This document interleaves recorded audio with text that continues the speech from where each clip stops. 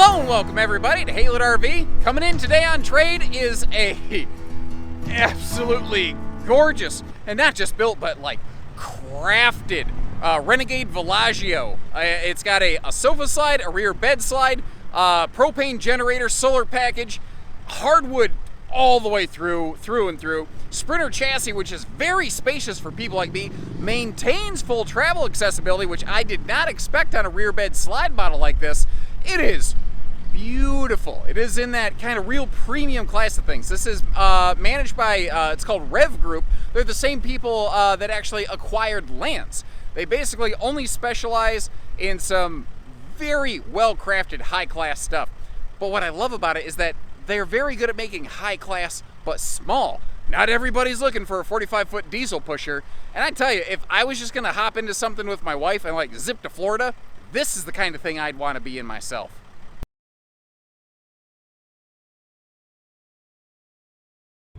Gotta start somewhere, so I figured we'd start on the sofa, facing toward the entertainment, and that big kitchen window and the full viewing window in the entry door, giving us an awesome view right on the door side of our campsite, right under what would be the awning area there. Now, what's also kind of neat on this one is the way that the seats do spin on this, very similar to, say, a Class A motorhome. That's one of the nice things on these, roughly called a B+, bleeding into a C sort of range. The seats become part of the living space when you get there. Now, it's a small rig. Anything you can do to expand your space and or storage is very, very valuable. And I didn't really think about it. With these two things facing right at one another, it looks like two people about to have a staring contest.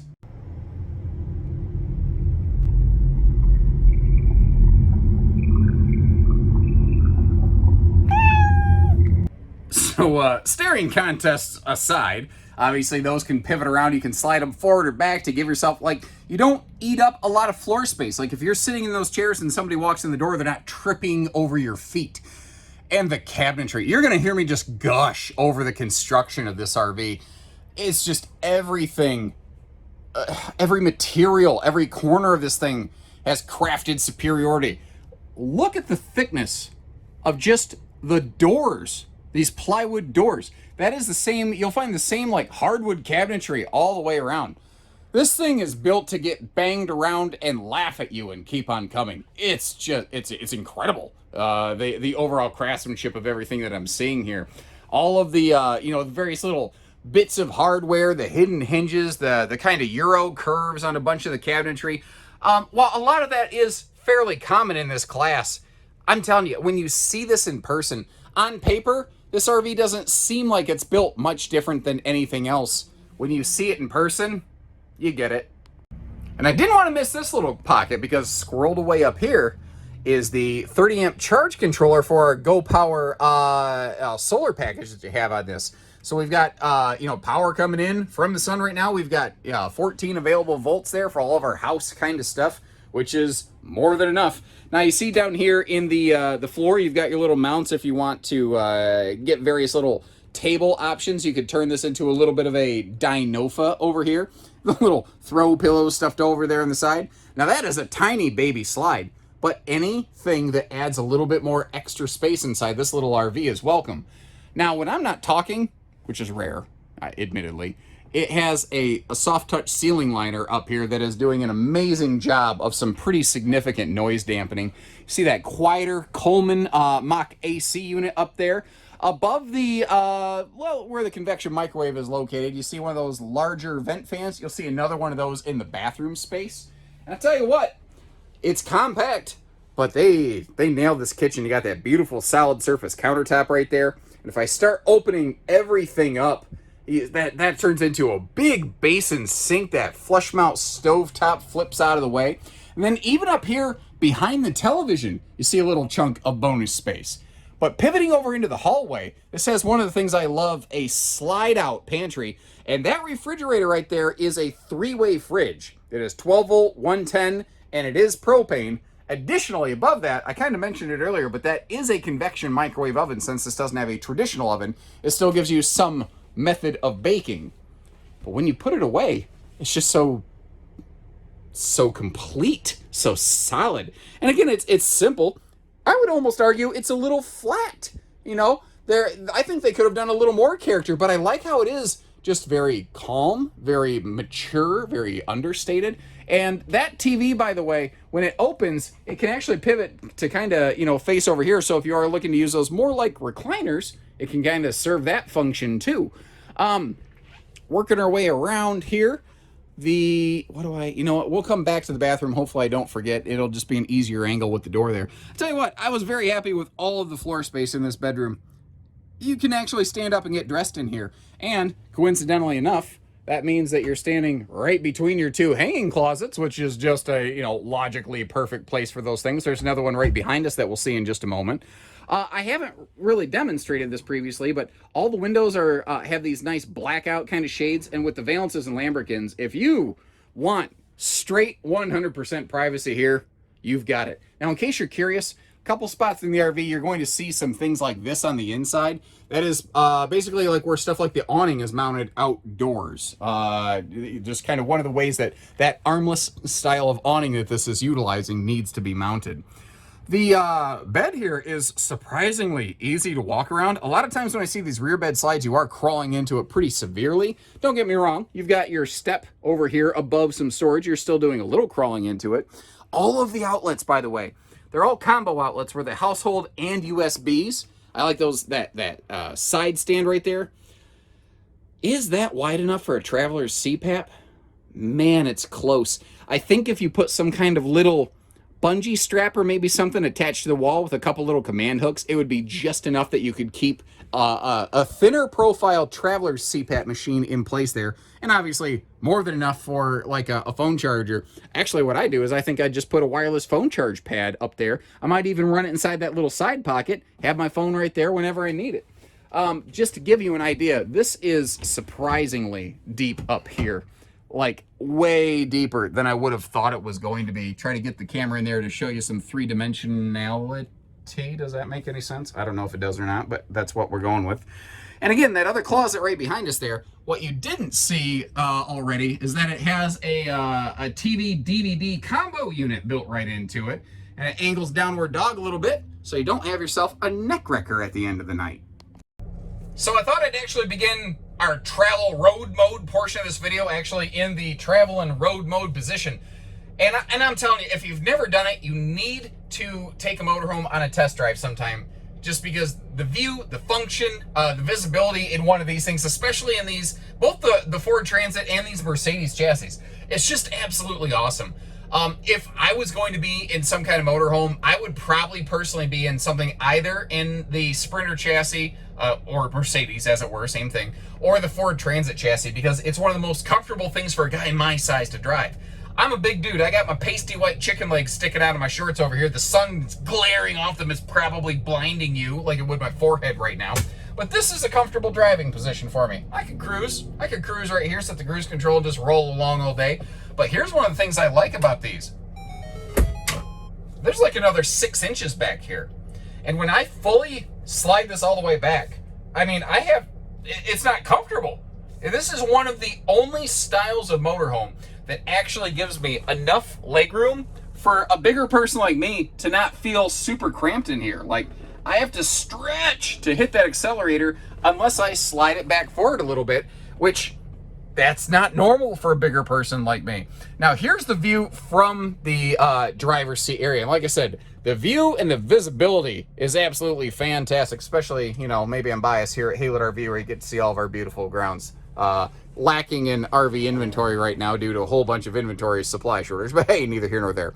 Another thing I like about this is when you're getting in and out from the driver's position, there's nothing really in your way. It is very easy just to pivot in your seat, stand up, and you're in the cab area, like the living cabin area, not the cab area of the motorized aspect of it. You know what I mean. I think you know what I mean. The part that we're looking at. Whereas in like a lot of, say, a Ford E450 chassis, when you decide that you're done driving, I mean, unless you do some twist 'em up RV yoga, it is sometimes very hard to just pivot around that driver's seat and move here into the cab area. Cabin, I keep saying that. God bless America. Now, that's with the sofa slide closed right now.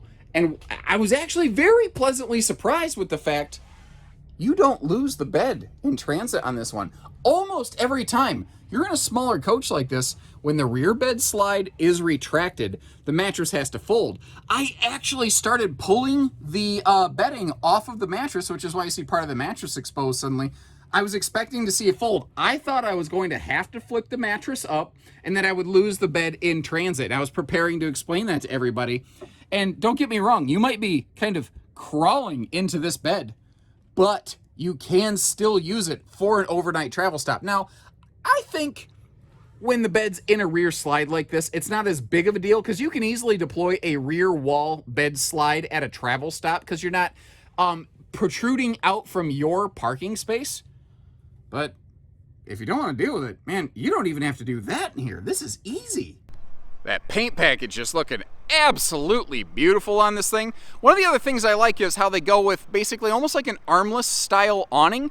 A guy like me, I don't have a head knocker. If I'm walking through my campsite and looking down at my phone, can't imagine that happening, can you? I run into stuff all the time. It's half the reason my shins are always gouged up and bruised in the summertime. I'm just klutzy and clumsy, and I don't have great situational awareness, you know? The other thing here is, again, with that rear bed slide, it is a short, easy drive. It's basically just going to feel a little bit like driving a large passenger van, which isn't the most intimidating thing in the world. Frankly, it can probably fit into any parking space that something like a 15-passenger van could pull into. It might actually be a little bit shorter tip to tail than some of the vans that I've driven in my lifetime. The slide awning over the top of the slide, giving us a little bit of extra protection there. I also want to get up here and I don't know how well this is going to translate to video. Normally, I don't like live open storage like this, but it is so buttery smooth. The mechanisms, the hardware, it has an amazingly high crafted hand feel to it. You can tell it's built right. So this is that left-hand door. This is basically the left-hand door under the slide out, just to give you a reference point. I'm a little bit closer than I wanted to be because, unfortunately, I've got the wind fighting against me right now. So if I let go of these, they're going to basically take themselves shut. But this one is one I can really get you in here. Notice, it's all metal, basically. There's nothing in here. If you put something that's wet in here, it can't rot, mold, mildew. If you accidentally leave a door open at night, it can't rot, mold, mildew. It is built for serious, long-term, heavy use and ownership. Little handy sewer hose caddy back there, hiding right behind the mud flap, keeping your sewer stuff away from your stinky slinky. All of our hookups and everything are all nicely labeled. Even there's like absolutely no worry about it. You got the MASH, military kind of print going on right there. Now, I need to do a little double checking. I am not a wizard when it comes to these. This is not the category of RV that is my personal specialty. I believe this has about a 3,500 pound tow rating. I could be wrong on that. Double check the spec block at the start of the video where I've had a opportunity to do a little more homework before just firing those bits of information out there. And then once again, just all the hardware is just flawless, The generator fired right up for me. Only, again, 14 point something or other hours on the generator at the time of this filming. And this is actually a pass-through combo bay. If you look at it, you can actually see you can get to it from either side. So that's probably the single biggest chunk of outside storage that we have on this coach as a whole. I gotta say, I am impressed. It's simple, it's straightforward, it's no nonsense, but good Lord, is it built right. Now, I would really like your feedback on this thing right here because we have actually seriously looked at Renegade to potentially bring them into our lineup here at Haylett RV. Now, we've done some very surface level looking, but at the end of the day, what a dealership is trying to stock are the things that people really like. And I think there's a lot to like about this thing right here. I think that would look very good sitting next to like the Jayco Melbournes that we have here, or Melbourne as we tend to call it here in North America. But let me know what you think about this thing. Like I said, it is beautiful. It is upscale. and I can find nothing wrong with it. The folks just decided they needed something bigger. That is the only reason that it is here. So give us a call when you're ready. Whether you need financing, you need a tow bar for something small to put behind it, whatever the case may be, we can get you going. So take care, stay safe, have fun, and happy Haylet camping, everyone.